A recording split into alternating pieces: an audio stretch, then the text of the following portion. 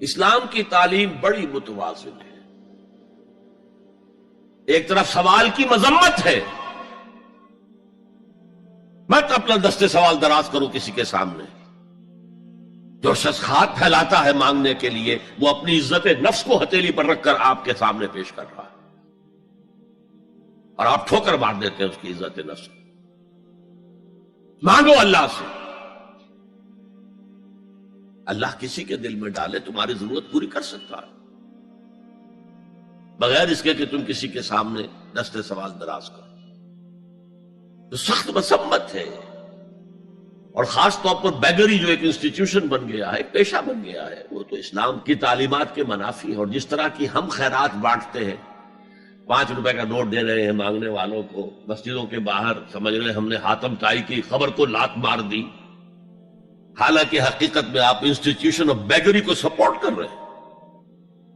کسی ایک کو لے لو، آؤ چلو مجھے اپنا گھر دکھاؤ، مجھے بتاؤ تم واقعی اس قابل ہو یا نہیں ہو، اور پھر اس کی مدد کریں، لمسم کریں. پھر وہ 5 روپے نہیں ایسی دیں کہ وہ کچھ اپنے پاؤں پر کھڑا ہو سکے. میں نے 1 روپیہ نہیں کہا، آج دیکھیں 1 روپیہ تو اب کوئی شے نہیں رہی، لیکن یہ کہ 5 روپے کا نوٹ بھی آپ نے تقسیم کرنے شروع کر دیے، یہ کیا ہے؟ وَالسَّائِلِينَ وَفِي الرِّقَابِ. لیکن دوسری طرف سائل کو جھڑکنا نہیں ہے. اما سائلہ فلا تنہر، جھڑکو نہیں. اچھا بھائی نہیں، معاف کرو، میرے پاس اس وقت آپ کی مدد کے لیے کچھ نہیں ہے، میں کچھ نہیں کر سکتا. تو ان دونوں کے درمیان اصل میں معاملہ ہونا چاہیے. بلکہ یہاں تک بھی فرمایا سائل کو ضرور دو، چاہے وہ گھوڑے پر سوار ہو کر تمہارے دروازے پہ آیا. کیا پتا اس کی واقعی الجھن کیا ہے. تو سوال کی مذمت اور سائل کو جھڑکنے کی ممانعت. حتی الامکان خالی ہاتھ نہ لوٹاؤ، اس نے اپنی عزت نفس اپنی ہتھیلی پر رکھ کر تمہاری سامنے پیش کر دیا، اسے ٹھوکر نہ مارو. لیکن جیسا کہ میں نے عرض کیا، یہ انسٹیٹیوشن آف بیگری جو ہے یہ ایک علیحدہ شے ہے، بالکل اس کا اس سے کوئی تعلق نہ سمجھیے. وفی الرقاب، رقاب جمع ہے رقبہ، گردن. فک رقبۃ او اطعام فی یوم ذی مسغبۃ یتیما ذا مقربۃ او مسکینا ذا متربہ. فک رقبۃ، کسی کی گردن چھڑا دینا. اس وقت سب سے بڑی ایپلیکیشن اس کی تھی غلاموں کو، کنیزوں کو اپنے پیسے سے خرید کر آزاد کر دینا. بہت بڑی نیکی، بہت بڑی نیکی. اور حضرت ابو بکر رضی اللہ تعالیٰ عنہ کے دفتر فضائل میں سب سے اونچا کام یہ ہے کہ جن غلاموں کو اور جن کنیزوں کو ستایا جا رہا تھا، دیئر اونرز، دیئر ماسٹرز، ان کے آقا کو حق حاصل تھا، جو چاہے کریں ان کے ساتھ، قتل کرنے کوئی پوچھنے والا نہیں ہے. میں پہلے بھی عرض کر چکا ہوں، میری ملکیت ہے، جیسے میری بکری میری ملکیت ہے، میں نے اس کو ذبح کیا، گوشت کھا لیا، تم کون ہوتے ہو پوچھنے والے؟ میرا غلام تھا، میں نے قتل کر دیا، تم کون ہو پوچھنے والے؟ ان کو حضرت ابو بکر نے خرید کر آزاد کیا اور منہ مانگے دام دیے. حضرت بلال کے لیے امیہ ابن خلف نے اتنی بڑی رقم مانگی، حضرت ابو بکر نے کہا ٹھیک ہے لو. باپ نے کہا بھی، ابو قحافہ نے، ابو بکر کو کوئی غلام خریدنا ہی تھا تو کوئی طاقتور آدمی جو کام آ سکے کہیں، اس کو خریدنا چاہیے. مجھے کیا پتا ابو بکر کس لیے خرید رہا اور کس کے لیے خرید رہا. آج کے دور میں اس کی اپلیکیشن ہوگی. کوئی شخص جو ہے اگر قرض میں اس طرح جکڑا جائے کہ لاکھ ہاتھ پاؤں مارے نکل نہیں سکتا، اس کو کوئی لمپ سم مدد دے کر اس قابل کیا جائے کہ وہ پھر اپنے پاؤں پر کھڑا ہو جائے. یہ نہیں کہ اسے آپ ہر مہینے کچھ رقم دیتے رہے مینٹیننس کے لیے، نہیں، اس سے تو وہ اسی پوزیشن میں رہے گا. یہ بعض مائنورٹی کمیونٹیز کے اندر یہ معاملہ موجود ہے. کوئی بھائی اگر گر گیا ہے کاروبار میں تو اس کی پھر ایسی مدد کی جائے کہ وہ پھر آپ کی صف میں آ کر کھڑا ہو جائے. Respectable members of your community وہ اس شکل میں پہنچ جائے. یہ بھی فک و رقبتن اس کی ذیل میں آج کل آئے گا. اب اس کے بعد آیا وَأَقَامَ الصَّلَاةَ وَآتَى الزَّكَاةَ. یہ دو کیا ہیں؟ یہ عبادات کی شکل میں دو ستون ہیں جو ان دو چیزوں کو سپورٹ کرتے ہیں جو اب تک بیان ہوئی ہیں. ایمان کو تازہ رکھنے کے لیے نماز قائم کرو. ہر نماز ایمان کی تجدید ہے. اقیم الصلاۃ لذکری، نماز قائم کرو میری یاد کے لیے. اپنا عہد اللہ کے ساتھ تازہ کرو. ایاک نعبد و ایاک نستعین، اے اللہ ہم تیری ہی بندگی کرتے ہیں اور کرتے رہیں گے، تجھ ہی سے مدد مانگتے ہیں اور مانگتے رہیں گے. اپنے اس عہد بندگی کو تازہ کرو، ایمان کو تازہ کرو. الحمدللہ رب العالمین الرحمن الرحیم. ایمان باللہ تازہ ہوا نا. مالک یوم الدین، ایمان بالآخرہ تازہ ہو گیا.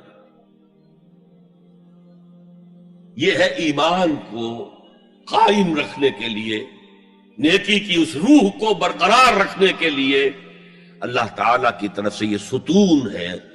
الصلاۃ عماد الدین، دین کا ستون ہے یہ نماز. اس بحث میں اس کا مقصد کیا ہے وہ میں نے بیان کر دیا. بعد میں کیوں آ رہا ہے؟ لیکن اصل شے ہے ایمان، اور ایمان کو سپورٹ کرنے والا ستون ہے نماز. عملی نیکی میں اصل شے ہے ہمدردی، ہمدردی میں مال خرچ کرنا، اور اس کے لیے ستون ہے زکوٰۃ. کم سے کم یہ 2.5% تو نکالو، بوتل کا کارک تو کھل جائے، پھر اور بھی دو اور بھی دو اور بھی دو. یہ تو obligatory ہے، یہ تو فرض ہے، یہ تو لازم ہے. لیکن مقصد کیا ہے؟ اس کو جو سمجھ لیا بس یہی زکوٰۃ ہی ہمارے ذمے میں ہے، وہ بڑے مغالطے میں. حضور نے فرمایا صلی اللہ علیہ وسلم ان فی المال حقا سوى الزکوٰۃ. اے مسلمانوں یہ نہ سمجھنا کہ بس زکوٰۃ ادا کر دی تو تمہارے مال کا سارا حق ادا ہو گیا. ان فی المال حقا سوى الزکوٰۃ، تمہارے اموال میں حق ہے اللہ کا زکوٰۃ کے علاوہ بھی. اور پھر آپ نے یہ آیت پڑھی وَآتَى الْمَالَ عَلَىٰ حُبِّهِ ذَوِي الْقُرْبَىٰ وَالْيَتَامَىٰ وَالْمَسَاكِينَ وَابْنَ السَّبِيلِ وَالسَّائِلِينَ وَفِي الرِّقَابِ وَأَقَامَ الصَّلَاةَ وَآتَى الزَّكَاةَ. یہاں آتا زکوٰۃ تو ہے ہی ہے، اس سے پہلے جو آ رہا ہے یہ سرپلس ہے، اس سے آگے کی بات ہے، یہ ایڈیشنل ہے. اسی لیے جب انفقوا انفقوا انفقوا انفقوا انفقوا کی جو تکرار ہوتی ہے قرآن مجید میں، تو ایک جگہ پھر سوال کیا صحابہ نے کتنا خرچ کرے حضور؟ فرمایا قل العفو، کہہ دو جو بھی ضرورت سے زائد دے ڈالو. Don't accumulate, don't retain any thing.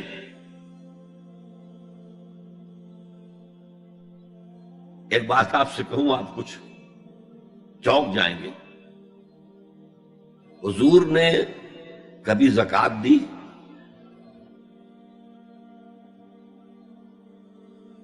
کبھی نصاب کے بقدر پیسہ آپ کے پاس جمع ہوا کہ آپ پر زکوٰۃ واجب ہوتی؟ کیسی عجیب بات ہے. ارکان دین میں سے ایک رکن سرے سے غائب. کبھی آپ نے مال رکھا ہی نہیں. حضور کا اسوہ ہم جانتے ہیں، مسواک کر لی ہے، پانچے جو ہے ٹخنے سے اوپر کر لیے ہیں، یہ اسوہ ہے. ہاں ہے، یہ بھی ہے، ٹھیک ہے، سنت ہے. اسوہ تو یہ ہے. اور صرف آپ کا نہیں، جنہیں ہم کہتے ہیں فقراء صحابہ، ابو ہریرہ، ابو ذر،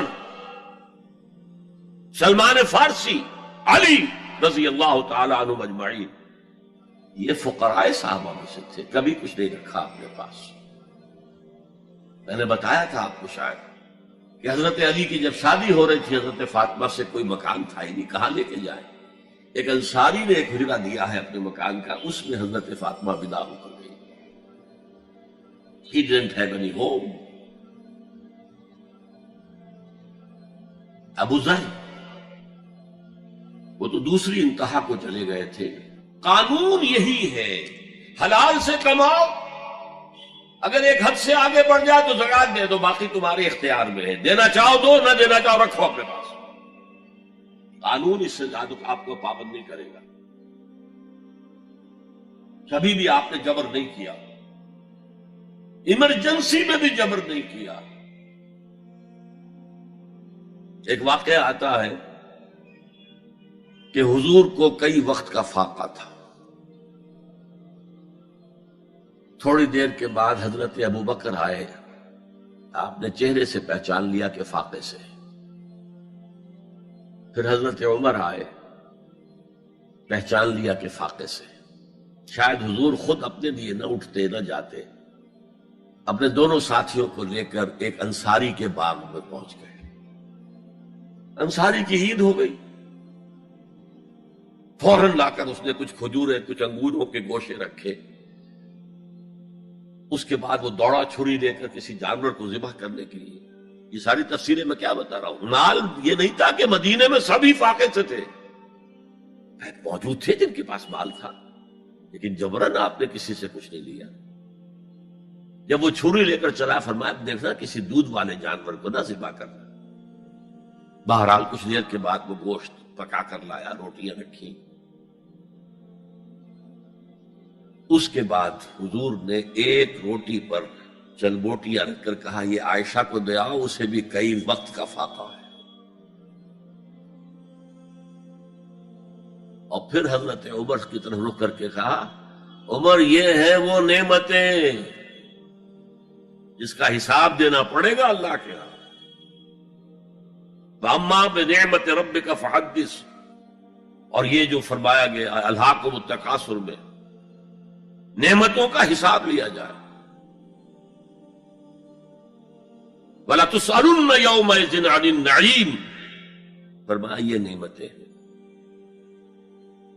یہ ہے اصل میں انفاق کا معاملہ. آپ کے اس پر چھوڑ دیا گیا ہے. جتنا بھی آپ میں جذبہ ہے، جتنا بھی آخرت کا یقین ہے، اتنا ہی آپ پسند کریں گے کہ آخرت کے بینک میں جمع کرائیں، یہاں کے بینکوں میں کیوں جمع کرائیں. یہاں کتنا دے دیں گے آپ کو؟ 10%، 20%.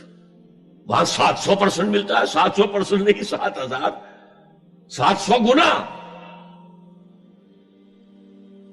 Why to keep it in these banks؟ حضرت مسیح کا جو پہاڑی کا واس بہت مشہور ہے، سرمن آف دا ماؤنٹ، بڑے پیارے الفاظ ہیں. میں آپ سے اپنا تاثر عرض کیے بغیر نہیں رہ سکتا. جہاں تک مواعظ کا تعلق ہے، جو حضرت مسیح کے مواعظ آئے ہیں ان سے اونچے واعظ کوئی ممکن نہیں. اسی میں یہ جملہ بھی ہے، دیکھو اپنا مال زمین پر جمع نہ کرو.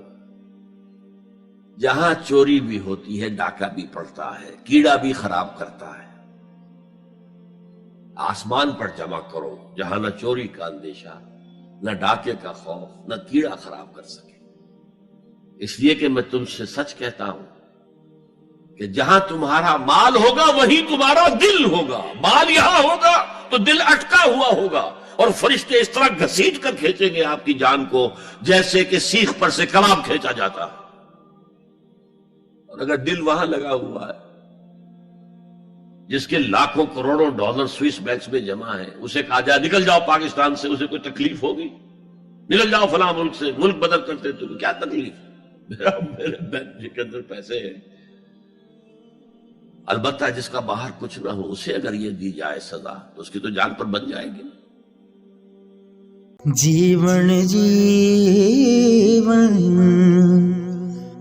ہر کوئی آنکھیں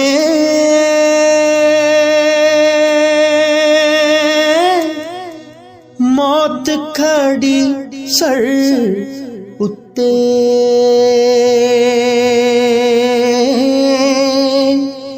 تیرے نالوں لکھ ਲੱਖ ਲੱਖ ਸੋਹਣੇ ਖਾਕ ਅੰਦਰ ਜਾ ਸੁੱਤੇ